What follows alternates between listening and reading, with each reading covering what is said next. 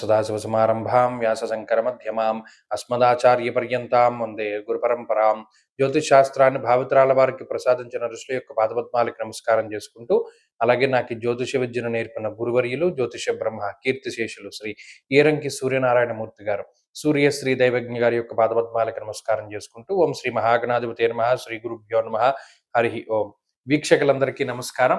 కన్యారాశి వారికి ఈ వారంలో మిశ్రమమైనటువంటి ఫలితాలు ఉన్నాయి. ఎక్కువగా గ్రహాలన్నీ కూడా అష్టమ స్థానమందు కేంద్రీకృతమై ఉన్నాయి. అష్టమ స్థానమందు రవిగ్రహం, అష్టమ స్థానమందు కుజుడు, అష్టమంలో బుధుడు. ఈ 3 గ్రహాలు అష్టమ స్థానంలో ఉండడం ఒకంత ఇబ్బంది పెట్టేటువంటి విషయం. అయితే షష్ఠ స్థానమందు రాహువు, అలాగే ఈ వారంలో ఉండేటువంటి చంద్రుడు, ఈ 2 గ్రహాలు మాత్రమే అనుకూలిస్తున్నాయి. అందువల్ల ఈ వారంలో కొంత అప్రమత్తతతోటి ఉండాలి.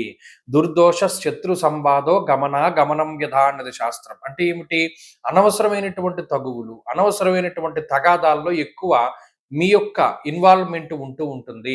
కాలాన్ని వృధాగా కాలక్షేపంగా పోనిస్తారు. సద్వినియోగం చేసేటువంటి పరిస్థితులు ఉండవు.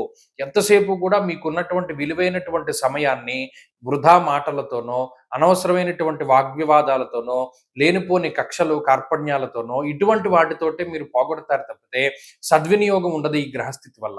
అలాగే అష్టమంలో ఉండేటువంటి కుజుడు ప్రవాసం కార్యహాని స్యాత్ కాసరోగం ప్రపీడనం అన్నారు.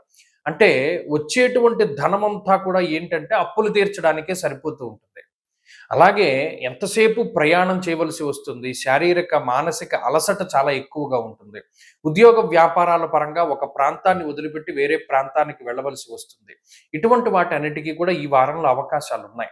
అలాగే ఆకస్మికంగా ఏదైనా ఒక విషయం జరగడానికి, ఆకస్మికంగా అప్పటికప్పుడు ఏదైనా ఒక డెసిషన్ మీరు తీసుకోవడానికి ఈ గ్రహస్థితి ఎక్కువగా అవకాశాన్ని కల్పిస్తూ ఉంటుంది. కాబట్టి ఈ విషయాల పట్ల జాగ్రత్తగా ఉండండి. ప్రత్యేకించి అష్టమంలో ఎక్కువ గ్రహాలు ఉన్నప్పుడు మనం వాహనాలు నడిపేటప్పుడు, కనీసం రోడ్డు దాటేటప్పుడు, లేదా మీ యొక్క తప్పిదం లేకపోయినా ఇతరుల వాళ్ళ మిస్టేక్స్ వల్ల మీరు కొంత ఇబ్బంది పడవలసి వస్తుంది. ఆ విషయాల పట్ల జాగ్రత్తగా ఉండండి. ఈ గ్రహస్థితి అష్టమంలో ఉండేటువంటి గ్రహాల తాలూకు ఇబ్బందుల నుండి బయటపడడానికై ఎక్కువగా ఈ వారమంతా కూడా సుబ్రహ్మణ్యారాధన చేయడం చెప్పదగినటువంటి సూచన. ఈ వారంలో కలిసొచ్చేటువంటి రోజు ఆదివారంగా చెప్పవచ్చును. అదృష్ట సంఖ్య 2, అదృష్ట వర్ణము గ్రే కలర్ అనగా పొగరంగు. తదుపరి తులారాశి.